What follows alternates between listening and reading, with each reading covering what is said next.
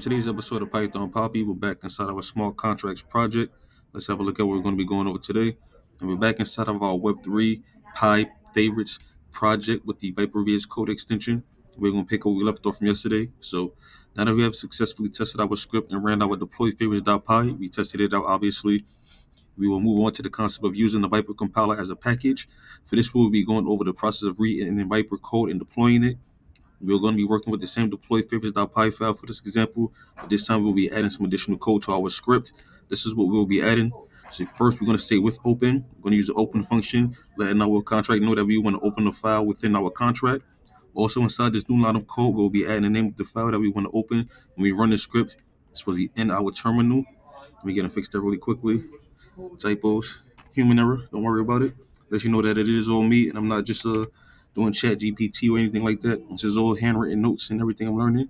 It's firsthand on my own. So yeah, the file we will be adding is the favorites.py file. Note we'll be also adding an R as a parameter inside of the code to let the compiler know that we want to open file in read-only mode. And also note we'll be giving this file a name, which is optional, which will be adding after the parameters, which will end up looking like this. So we have with open favorites.py, read-only mode, and the name we're going to give it is favorites file. So you can see as favorites file. Let me go down a little bit more and see what it looks like. Now this is what the line of code should look like after we have given it parameters and a name. So let's head over to our actual file so I can show you what it looks like inside of the deploy. So the line we just went over is going to be this one as soon as it pulls up. I don't know why it pauses like this every time, but just give it a second to pull up. So you can see here this is.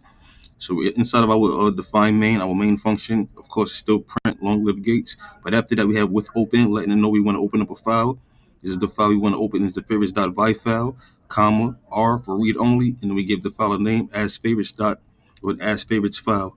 And we're going to leave it there because this is the entire contract. So we're going to go over it line by line, piece by piece. I'm not going to explain everything to you right now because you don't have any idea what I'm talking about because we did do a lot.